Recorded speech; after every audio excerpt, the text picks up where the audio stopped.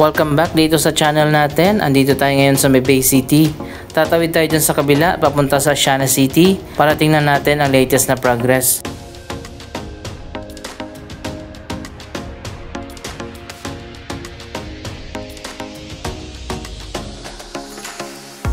Wow, ang ganda na pala dito.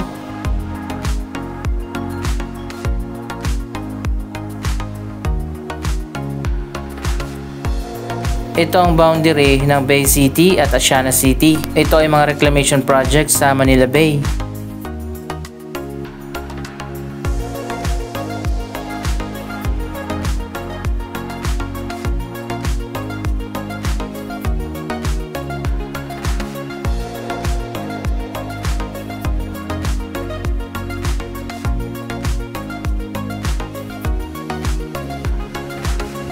Ang mga lugar na ito ay dating bahagi ng dagat na tinambakan nga ng lupa at buhangin at ngayon ay naging mga syudad na.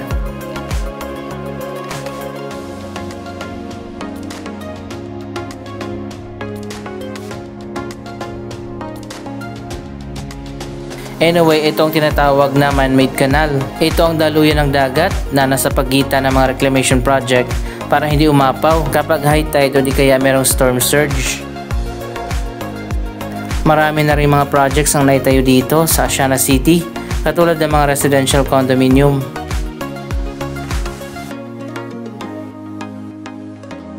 Sa kabila naman dyan sa Bay City, halos fully developed na rin yan.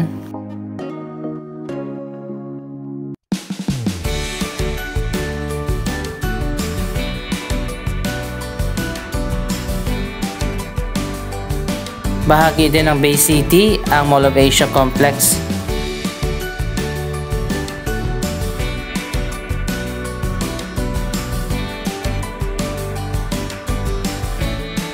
Kaya pala dito tayo dumaan para makita natin ang latest na progress sa itinatayo ngayon na bagong Landers Superstore dito sa Asiana City.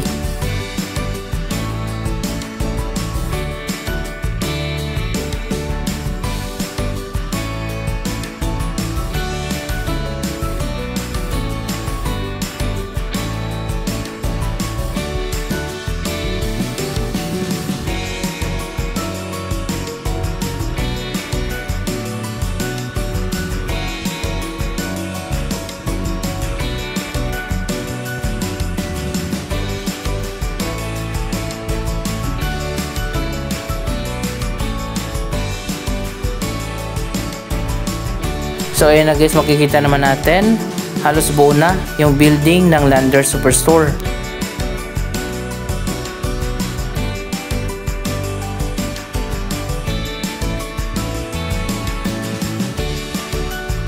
Hindi nga lang tayo makalapit doon kasi nga mahigpit yung mga guard.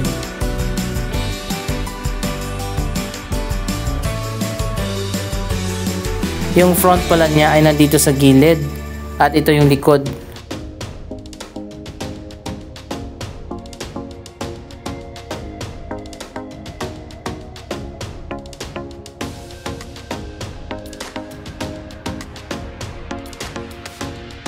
Hindi pala siya nakaharap dito sa Jokno Boulevard, nakaharap siya sa Manila Bay.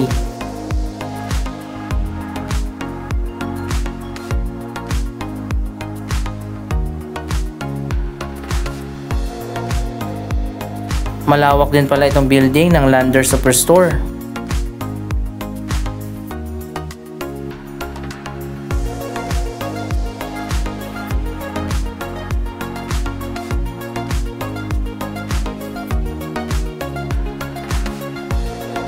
Akala ko nga dati dito itatayo yung Landers kasi nga nandito yung Caltex, yun pala dito sa tapat.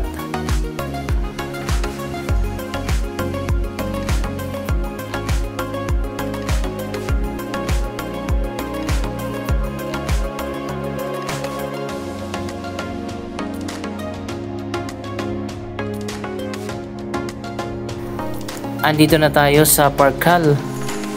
May mga sports facility dito sa likod katulad ng football field at basketball courts.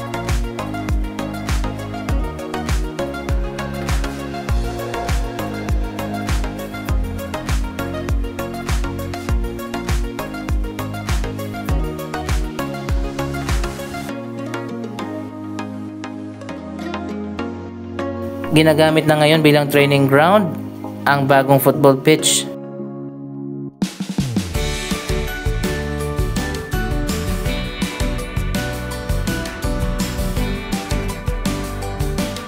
Mukhang matatapos na nga at malapit na ang opening ng Landers.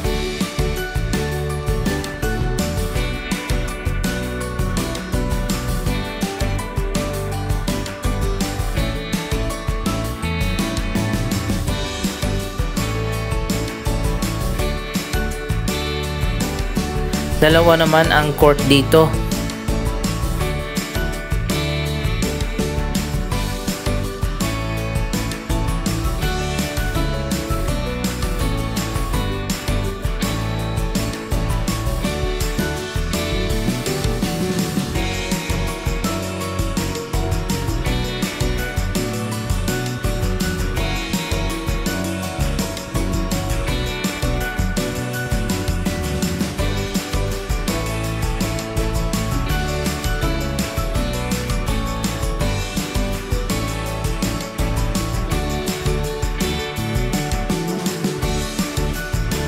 Andito na tayo sa Parkal. Mas marami na ngayon ang nagbukas ng mga stores, mga restaurant at mga cafe.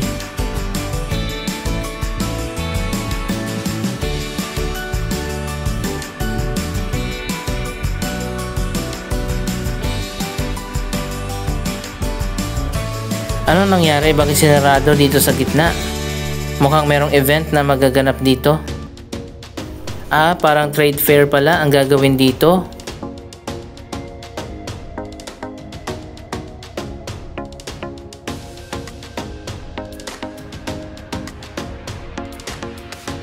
Maganda na nga ngayon ang Parkal dahil marami na nga ang nagbukas sa mga cafe, restaurant, pati na mga stores at mga bar.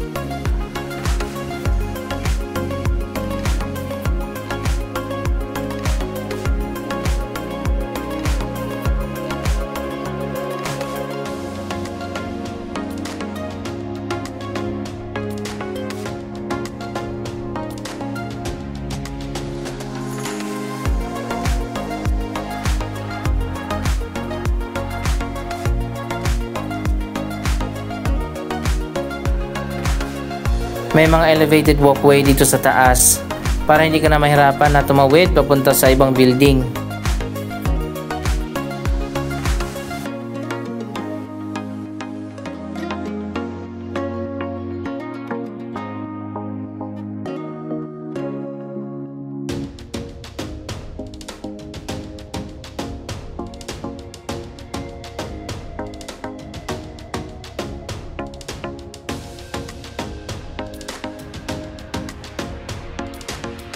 Maganda yung waiting shed nila dito. Tapos na rin pala ang Mid-Park Towers, 4 na residential condominium.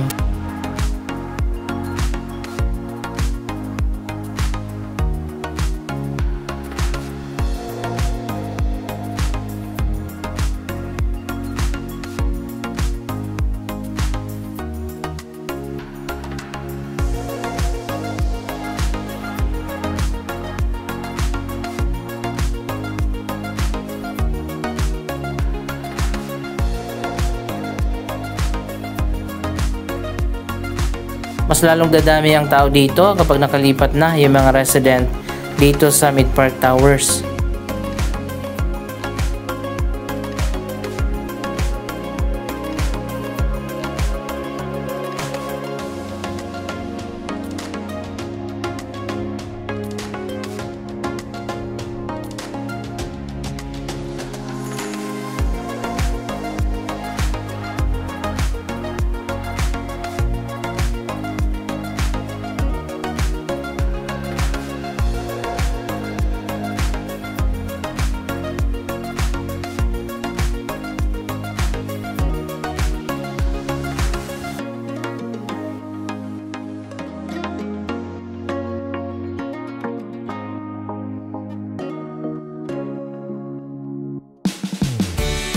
Nailagay na rin pala yung signage dito.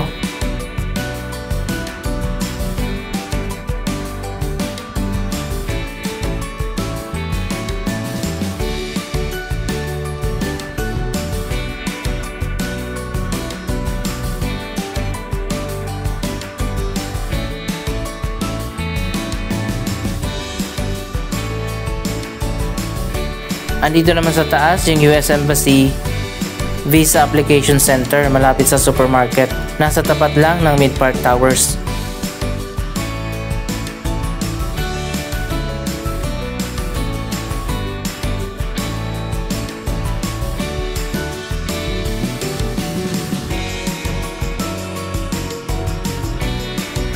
Grabe, ang dami na pala mga restaurant dito.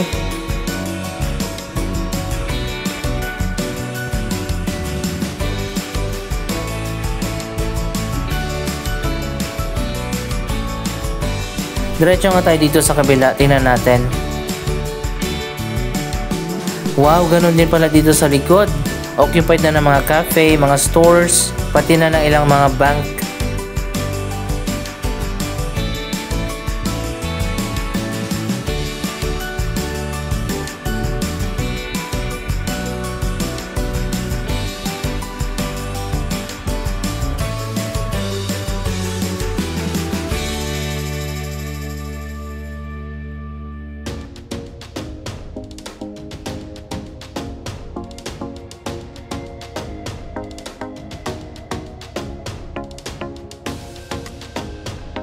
Napakaganda talaga ng pagkakadesenyo ng Parkal. Ito ay isang indoor-outdoor na entertainment at shopping complex.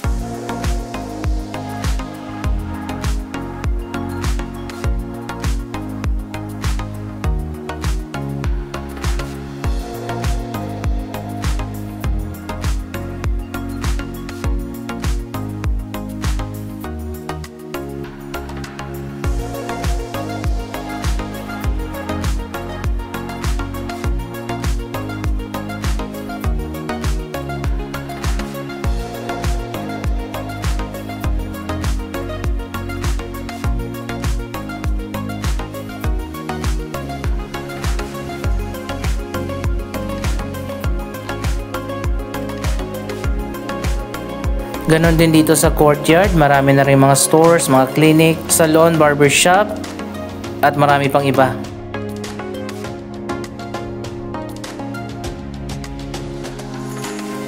May cafe na rin dito.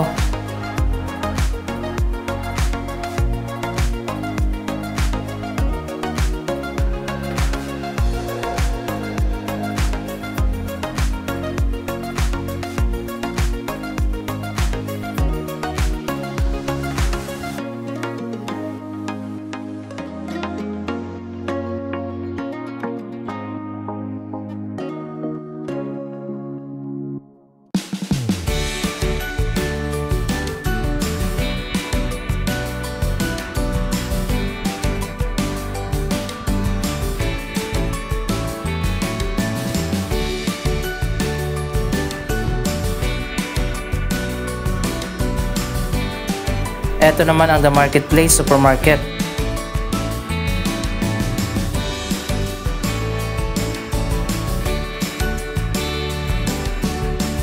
Wow, ang ganda na pala dito.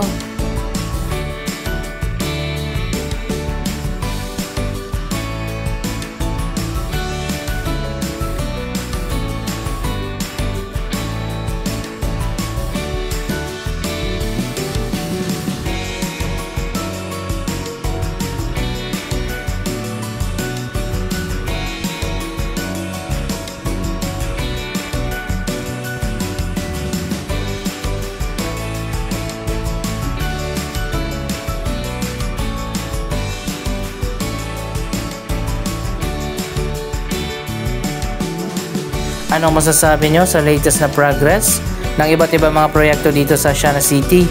Mag-comment lamang dyan sa baba ng inyong mga reaksyon. Maraming salamat sa inyong panonood. Huwag kalimutan na mag-subscribe for more updates. Thank you for watching!